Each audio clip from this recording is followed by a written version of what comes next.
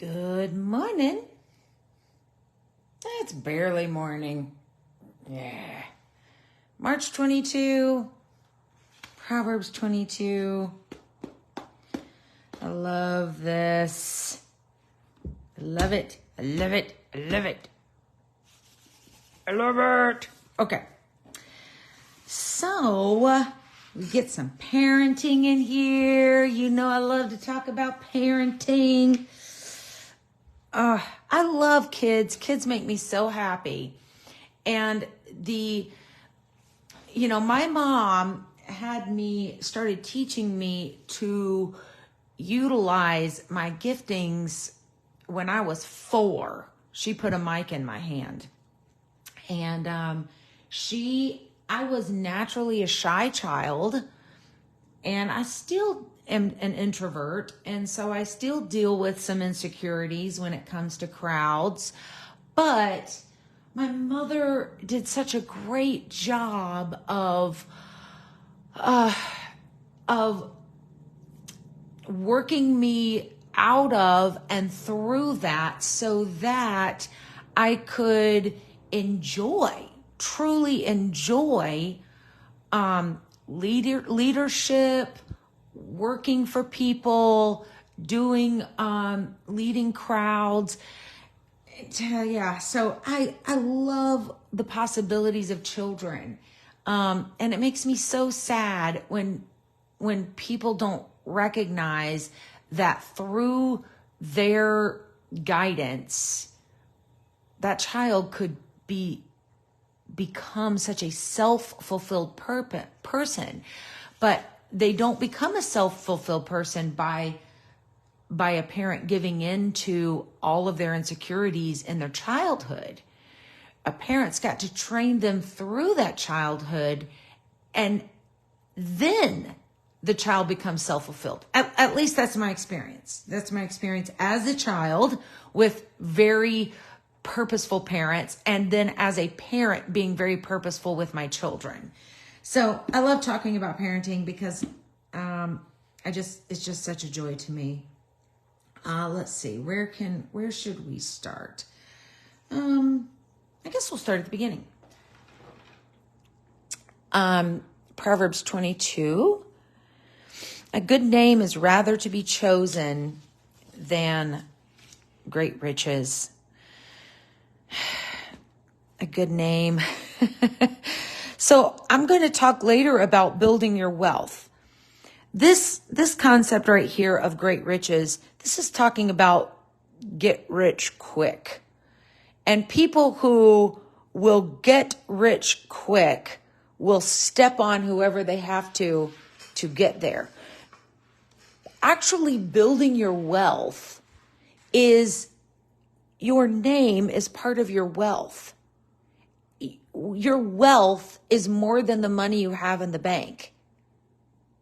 A good name is rather to be chosen than great riches, and loving favor rather than silver and gold. So, a good name. And the reason why we're going to get into training up a child over here, where is it? Right here, verse 6, we're going to get into training up a child.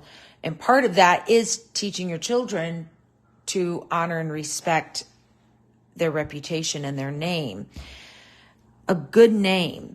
And so as you are building your wealth, which includes your reputation, it includes your bank account, it includes getting out of debt, it includes a lot, but your name is rather to be chosen than great riches, and loving favor rather than silver and gold. If you see value in how people see you, your name, and if you see value in loving favor, then when you recognize that within your community, your church family, your neighborhood, you've got a good name and loving favor, it doesn't matter that you don't have money.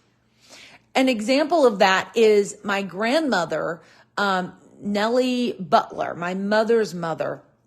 They were very poor. Back then, welfare they didn't have food stamps. It was pre-food stamps. Now it's EBT.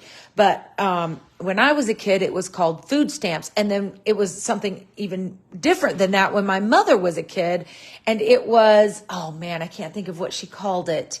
But, you got powdered eggs, and you got, a certain kind of cheese and powdered milk. I can't think of what that was called. Whoever is that in that generation that remembers what that's called, you can put it in the comments. But so that's how my mom grew up. That was my grandmother's living. She worked in canneries, and they were very poor. My grandmother had 14 children, and they were just very poor. And so that was how they functioned. But in that neighborhood, when anybody got sick, they would say, go get Nellie to pray. And so they'd come to my grandma's house, and they would ask Nellie Butler. The neighborhood was mostly Catholic. But they would go get my grandma, and my grandma would go over there and pray. My grandmother had a good name within the whole neighborhood, and that good name was rather to be chosen than great riches. And that favor that they gave my grandmother was more important than the silver and the gold. And I'm going to extend an even greater insight to that. My grandmother, her children were hoodlums. My mother herself was in juvie. My mom got the Holy Ghost when she was 12 years old. So before the age of 12 years old, my mother had already spent time in juvenile hall. And my mother had already been in lockdown in juvenile hall.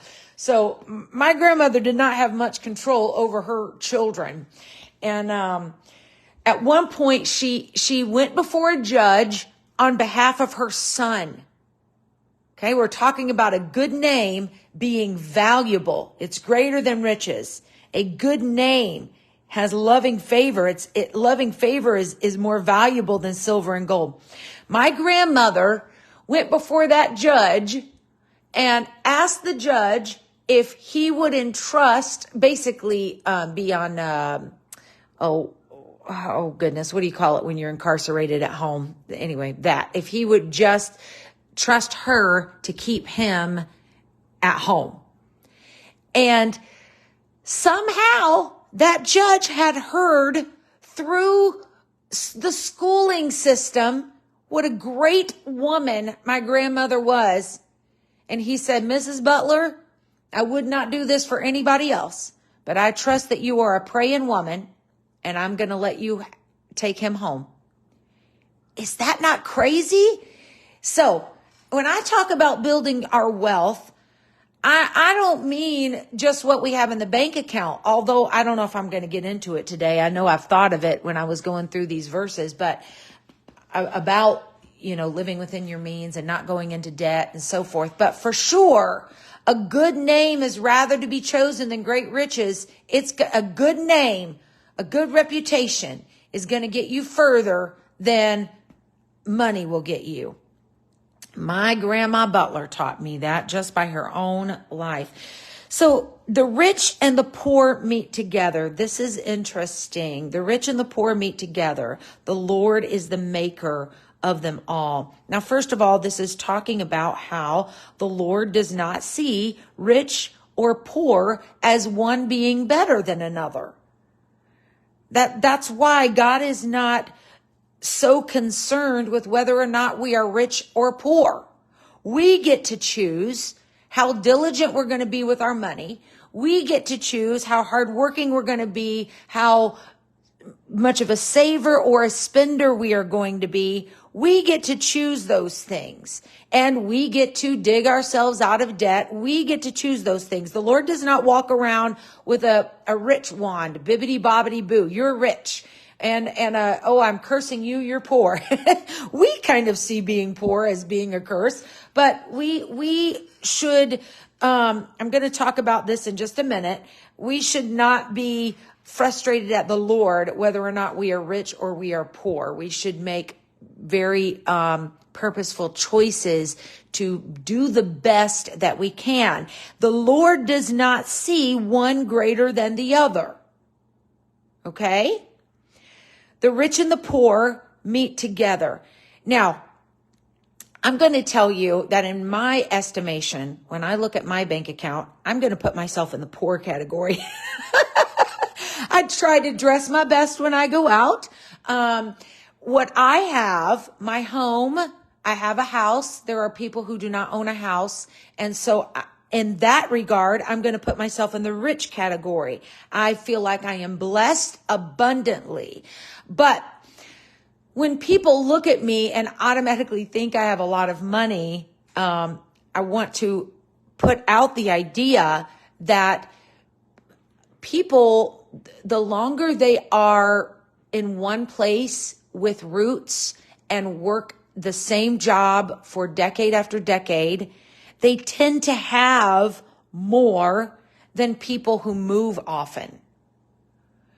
We live in a culture that has created the idea that I can uproot and move to another state, to another city, to this, to that, and you can. There's nothing wrong with it. You can. It's the American culture that has provided this way of thinking.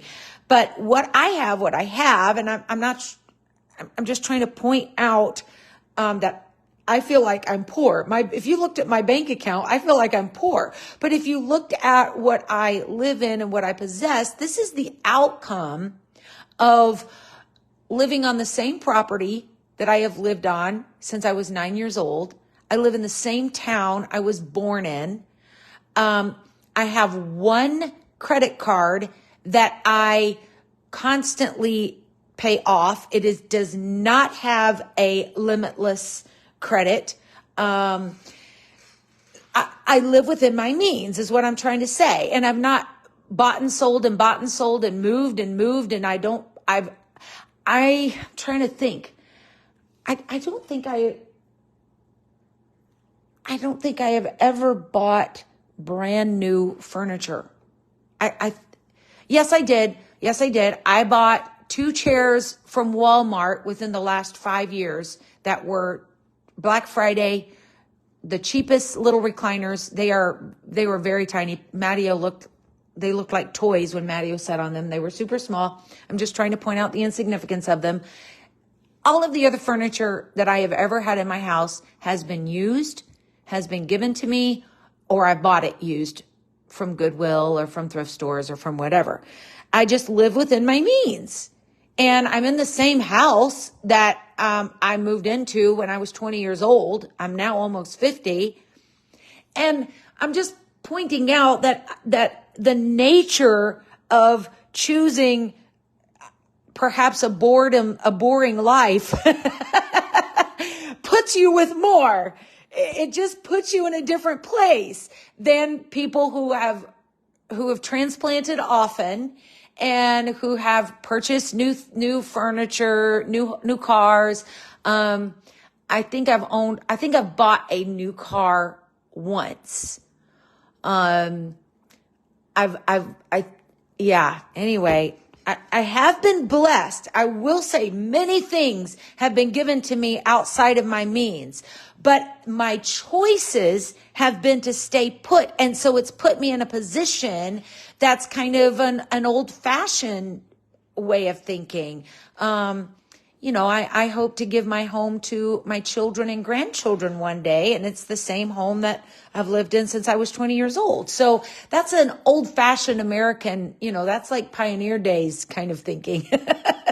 It's just, I would encourage people, if you can do that, try to do that more often. I have found, there was a season in my life, about 10 years of my life, that I desperately wanted to move. And I'm not going to get into that right now, but I hated my house, hated my town. The only thing that kept me here was because I made a vow to God that I would not move unless my leadership of my church felt it was in the best interest of myself, my children, or the congregation that I move, because it was a really awkward situation that I was in. But I vowed to the Lord I wanted to leave desperately. I had several job offers and I wanted to take them so badly, but I had promised the Lord I wouldn't move unless those situations that I just said came up, and they didn't. So I stayed here. And now it's been about 12 years, maybe 14 years. And I'm so grateful. So when you look at my bank account, I fall in the poor category. But when you look at my reputation, the people that I have as friends, the people who love me, the house, that I still live in, I am rich beyond measure. I thank the Lord for his work and his way. Oh, he is so good. Oh, I just love the Lord. And so going in line with that, I feel in one sense, I feel like I'm a poor person. If you were looking at my value compared to the charts of the country, I would fall in the poor category, but I feel rich. And so because I'm very confident in my self-worth, I meet with rich and poor people, and I am very empowered. I can sit at a table with the president. I've learned my manners. I do prioritize etiquette. I tell people all the time, you need to know which fork and spoon and knife to use at those fancy tables, because you need to plan on sitting with presidents and kings and knowing how to conduct yourself in those situations. I can put on a costume and sit with the president. By costume, I mean, I could put on fancy looking clothes, even though I prefer to be barefoot, and I'm sitting in my muumuu as I display the word of God. I am in my muumuu. But I could absolutely sit down with presidents and kings and feel very comfortable and confident, because the Lord is in control. That's why I could do that. I've been given that confidence. And 1 Timothy 6:6 says, godliness with contentment is great gain. Luke 12:15, Matthew 6:33, make note of those and go read those. They just talk about the power of being content with who you are and what you have. And that's what my parents trained me to be and do. And we're going to talk about training in a minute, but that's a powerful place to be in. It's a powerful place to be when you understand that you're in the Lord's will. The Lord is the maker of them all. And the rich and poor, one is not better than the other. One is not better than the other. So be confident. Learn some things. Put yourself in a place where you can have a conversation and not sound like a whack job, and have a good vocabulary. Put yourself in a place where you're comfortable talking with the rich and the poor. Rich and the poor. I'm going to go ahead and say, he that winneth souls is wise, and you become all things to all men, that by all means you might win some. That means you need to be comfortable with the rich and the poor. Okay? Let's move on.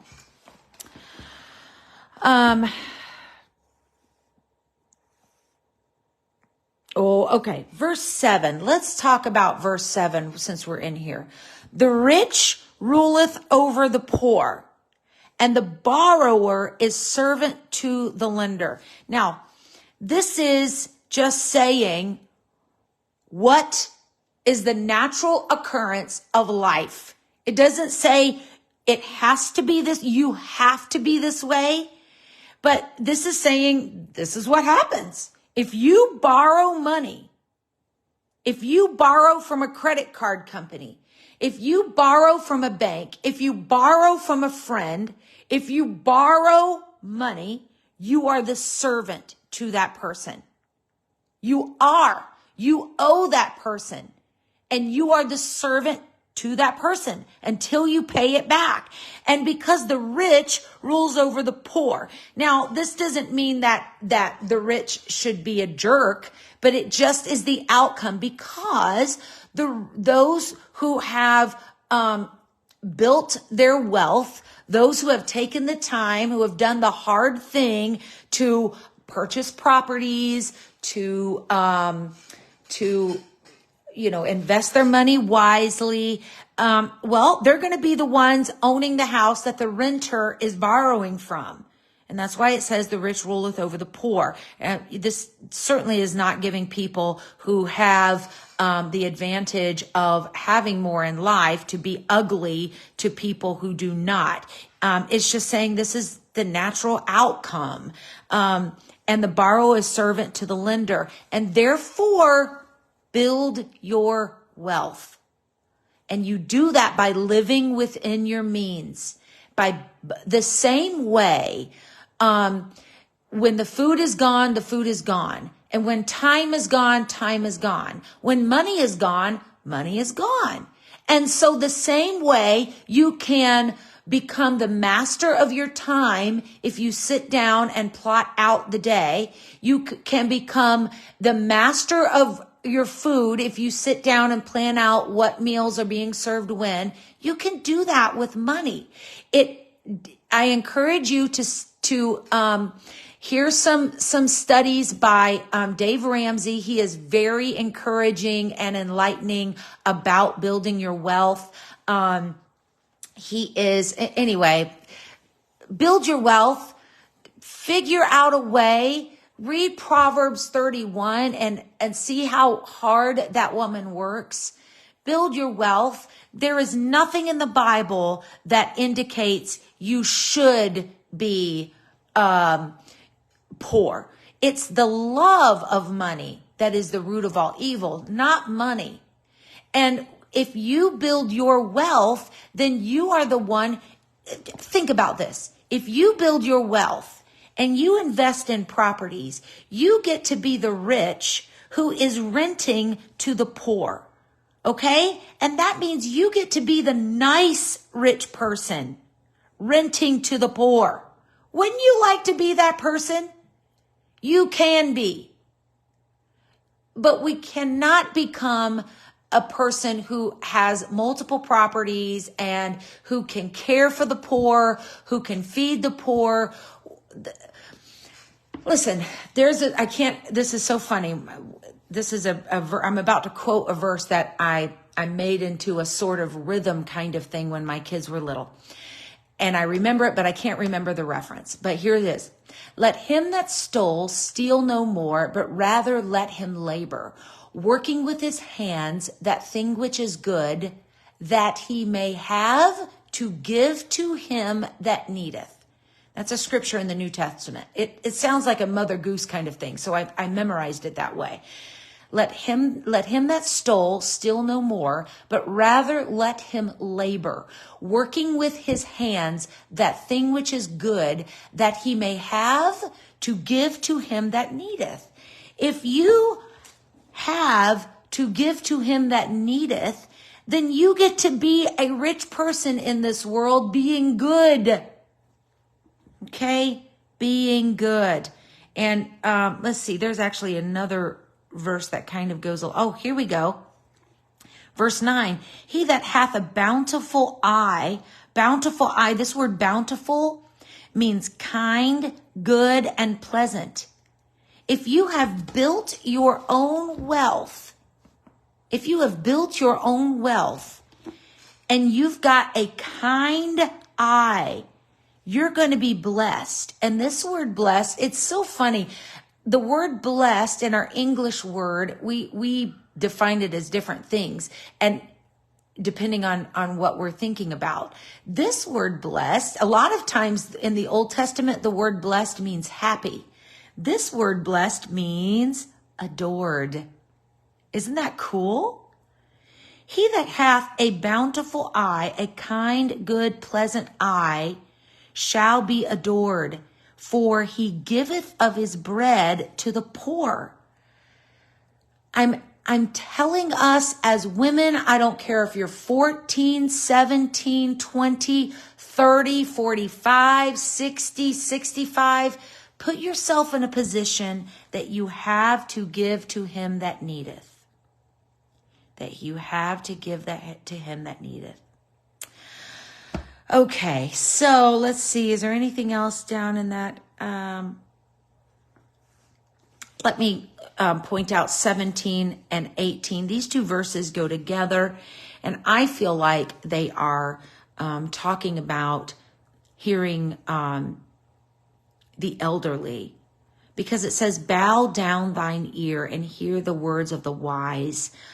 Because it says, bow down thine ear, I picture that to mean the elders who are not necessarily up walking around all the time. They might sit more, or they may be lying down in a bed.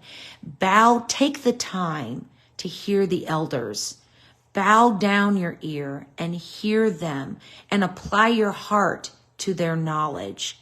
It's pleasant if you keep them within you. All these wise things that our elders have to say, for they shall with all be fitted to thy lips. If you take time to bow down and listen to those that are not upright, not hustling about around to and fro, but they've got wisdom from their years, then that wisdom is going to be within you, and you're going to be able to speak of that wisdom in time to come.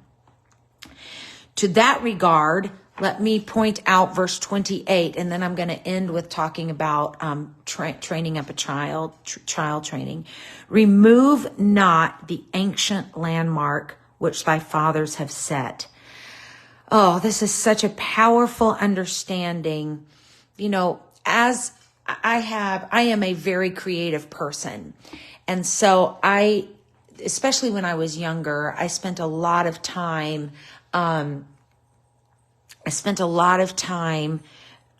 creating things. I created vacation Bible schools.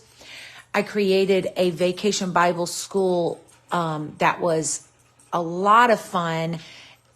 It was, instead of let me see how to say it quickly, children rotated classes. So I didn't go to public school. I went to private school, and we sat in the same class all day, every day. And so I found it very intriguing to think about a bell ringing and kids getting up and transitioning to a different classroom. And so when I created a vacation Bible school, I did that.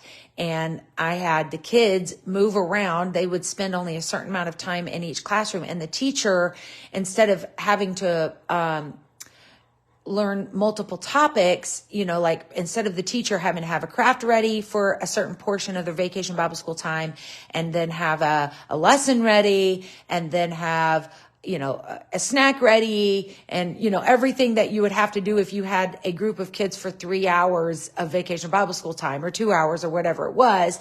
I had one teacher who just had to be responsible for one thing. And then the kids rotated around. So the kids who have a lot of pent up energy got to get that energy taken out of them by rotating classes. They got to see a new face all the time. Anyway, so I've always been very creative. When I created Hadassah, which was a conference for girls, I was just always very out of the box. I got the idea from the Esther conference in Virginia that Sister Linville created. And then I just kind of twisted it based on vacation Bible schools I had created in the past. And anyway, I'm a very creative person. So as a creative person, I learned sometimes the hard way not to remove the ancient landmarks, because here's the thing. First of all, the landmarks have been set there for a purpose. There's another saying that says, don't move a fence until you know why it was put there. And you can, in your creativity as a young person coming into ministry, or certainly when it comes to holiness, when it comes to the things that are doctrinal, don't move those. They were there for a reason. Don't move those. When it comes to less important things like, modern technologies, or scheduling a choir practice, or now I'm thinking of things that I've done, rules for being in a choir, things like that. Don't just start moving things in a ministry of a church just because you have the power to do it. You need to talk to whoever was overseeing it and find out why did you set this rule? Why did you do that? There are reasons why. Seest thou a man diligent in his business? He shall stand before kings. And this goes in keeping with verse 11. He that loveth pureness of heart, for the grace of his lips, the king shall be his friend. Super cool. I love this whole chapter, but I'm going to end right here with training up a child. verse 6, train up a child in the way he should go, and when he is old, he will not depart from it. And verse 15, foolishness is bound in the heart of a child, but the rod of correction shall drive it far from him. So first of all, the word train does involve correction and training and the rod of correction. Okay? The word train and train up a child in verse 6. Let me sit better so I can see in my camera here. And just kind of laid back in this chair. So this word train up a child in verse 6 does include in verse 15 the rod of correction. All right, you go back and look at one of my other recordings where I talk about the rod of correction. Train up a child. The word train literally means dedicate, make experienced, and then to narrow. So when you train up a child, the way that occurs is not by listening to all of the child's ideas and choices. That is a very modern psychological concept. By psychological, I'm thinking about a psychologist's concept of, I need to see what my child is wanting. You need to teach the child what to want. As the parent, you have this power to teach your child what to want. Now, because we've got so many people in our current culture who did not have parents who trained them up, they had parents who either got frustrated and hauled off and smacked them across the room, which is abuse, or they had parents who never spent time with them, never loved them properly. They didn't spend enough time with them. And so you've got parents who the only guidance they have to being parents is listening to a modern psychologist's idea that is likely extremely worldly, has nothing to do with the ways of God and ancient ways of Scripture, nothing to do with it. And I'm telling you, as a child, as a human who was trained, and as a mother who did train, that the way you train up a child goes right here. First of all, you dedicate a lot of time. You dedicate a lot of time.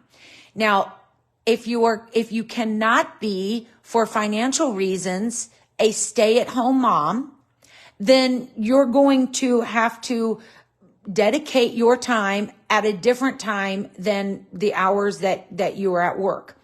Unfortunately, there is going to be a little more than a decade of time that while you work your job and you also, I forgot a D in here. No, I didn't. There's going to be about a decade of time that you are working your job, and when you come home exhausted, you can't just lay out. You've got to spend this time. Now you've got to do your home job, which is dedicate time to training your child. And you've got to do that in these two ways. Make that child experienced. Now, how do you make a child experienced? When I was raising Morgan and Madison, I discovered an amazing book by Mike and Debbie Pearl, and it was called To Train Up a Child. Now, you don't have to agree with the whole book to understand that the basic idea of it works. And for me, that was setting aside time to, they called it, instead of boot camp, like a soldier goes to boot camp to be trained, to be retrained. A soldier goes to boot camp to be retrained how they need you to be a soldier. So the book called it booty camp because the child wears little booties on their feet. Booty camp. Not backside booty, but I guess that would apply. So as soon as the child is old enough to make choices, you make them experience. You create an environment where they start learning to make choices. And you can make it a game. You're not allowed to have this. You are allowed to have this. Here's the toy that you know they like, and you're not allowed to have this. And you put them both down, and you just sit there. You just sit there and wait for the child to make their choice. And when they choose this, you say, yay, mama baby, you're so good. Look at that. Good job. And when the child chooses this, you say, no. No. And there's a chance that just your voice will cause them to withdraw. If you were Madison, that would be your response. Madison was very good at reading the room. Oh, mom's face, mom's voice, everything about that. Madison would be like, whoa, my bad. Okay, I'll have this because this brings the good voice that I like. Morgan, no. Morgan would be like, thank you. And I would say, no, you can have this. And she would say, and I would sit there for however long it took before she did not touch this and she would only take this. And you can broaden that training as much as you want. You can add more toys that they enjoy playing with, play with them. You know, like these are their little dolls and this is what they're not allowed to have. Mommy loves this baby. You make this fun. Make it enjoyable. Make them want to choose this and make them not want to choose this. Morgan, there were toothbrushes that, you know, those toothbrush holders that you put on the wall and it's got the holes where the toothbrush sits through it like that and the bottom of it is dangling out underneath. I discovered that Morgan was reaching her little tiny toddler hand up. I'll do it this way and pulling those bristles right through that hole. And that little girl was just being so thoughtful and hygienic about her mouth. She was just dipping that toothbrush in the toilet and brushing her teeth. I'm like, have I heard? I'm freaking out, throwing away the toothbrushes, supplying us with new toothbrushes, and that girl kept stealing our toothbrushes and dipping them in the toilet, brushing her teeth. And so her dad set up booty camp. He put that toothbrush in the middle of the floor and all her little toys. And Morgan wanted a toothbrush. I said, no, you cannot have this. And by the time that booty camp session was finished, that little girl was crawling way around the toothbrush. She wanted nothing to do with that toothbrush because her dad finally convinced her it was not worth it. And then we had to do the same thing with Matteo's hearing aids. Madison started wearing electronic devices called hearing aids on his ears when he was 2 years old. Well, a 2-year-old pulls at whatever is on their body that they want off. And I could not afford, I literally could not afford those hearing aids were over $2,000 per hearing aid. We had to entrust a 2-year-old to crawl around, walk around, play outside in the dirt, play inside with his toys with $4,000 worth of equipment on his little ears. He had to learn not to touch the unwanted thing. And it was a painful training session for us. It was very painful. Here we were already dealing with a child that was deaf, and that's painful for a parent. And then training the child, no, you cannot touch them. Madison was so trained, when he wanted his hearing aids off, he would come to us and sign off. And he wasn't speaking because he was deaf. He couldn't learn to speak. And so he just signed off. And we knew he wanted a break from his hearing aids. So we would take his hearing aids off for him. You can train a child before they are talking what they need. You train the child. The child does not train you. I'm telling you, refuse this world's way of parenting. Go to the ancient paths.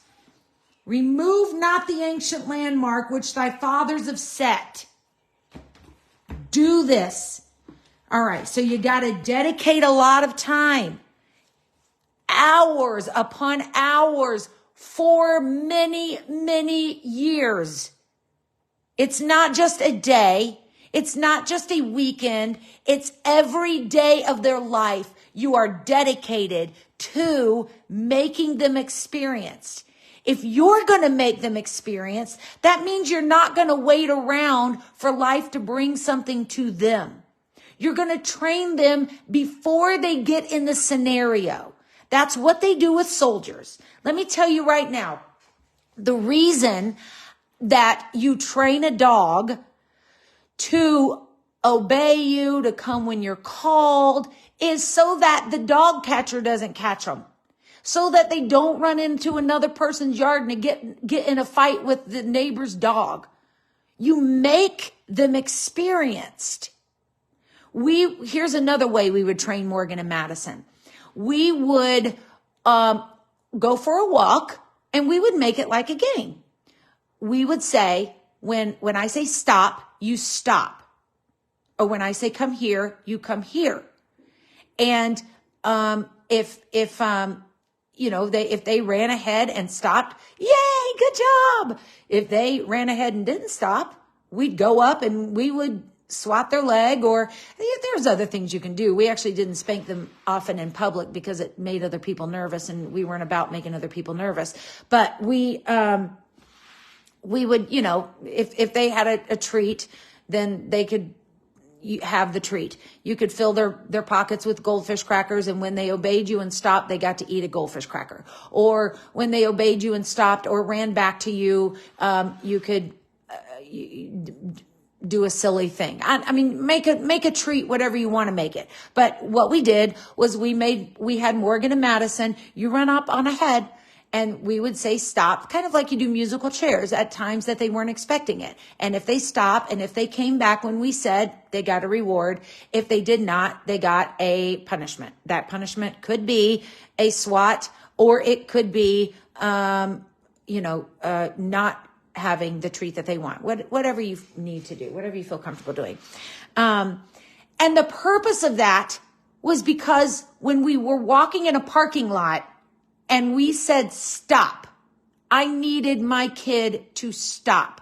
I needed them to be in a habit that they stopped dead in their tracks, because I could see a car that was backing out. Or I could see a car that was coming that a 3-year-old, a 5-year-old, a 7-year-old can't see. They're not paying attention. You make them experience before they get in those scenarios. It was for their safety. And so anyway, that's how you make somebody experience, is you go and play games with them. You have to dedicate time, years. And then the next thing is to narrow. That's what train up a child means, to narrow down their choices. Your child should not have everything they want, everything they feel they want. No, you narrow it down. Jesus said, straight is the way that leads to life. We always use that verse to mean eternal life, like straight is the way that leads to heaven. And that is the case. That is true. But he said that leads to life. And that word life, if you were watching this back when we were studying Matthew, that word life means vitality, joy, the abundance of life, living a good life. So the way to living a life of vitality is you narrow down what they're allowed to have and do. Narrow it down. I've got so many make experience scenarios that I would love to give. Let me tell you why you want to do this. It's not just so when he is old, he will not depart from it. That is what we want. But it's not just because of that. It's because the opposite of a trained child is a foolish child. Your child is born with foolishness locked, bound in their heart. Foolishness is bound in the heart of a child. But the rod of correction drives it far from him. The rod of correction. Now, I am all for spanking. Go watch my other recording to see what I'm talking about. I'm not talking about beating. I'm not talking about smacking a child out of your frustration and anger. But correction does feel like a rod. And so whatever you've got to do to correct that child, to make sure that child is doing exactly what you say to do, exactly when you say to do it, exactly what you say and exactly when you say. That's what the rod of correction is. And your child needs it. Because look at this. Look what foolishness is. Psalms 38:5. My wounds stink and are corrupt because of my foolishness. You don't want this to be the words of your child. Not your child as a 7-year-old, not your child as a 17-year-old, not your child as a 40-year-old. My wounds stink and are corrupt because of my foolishness. But foolishness is bound in the heart of your child. Proverbs 5:23, he shall die without instruction. In the greatness of his folly, this word folly is foolishness, he shall go astray.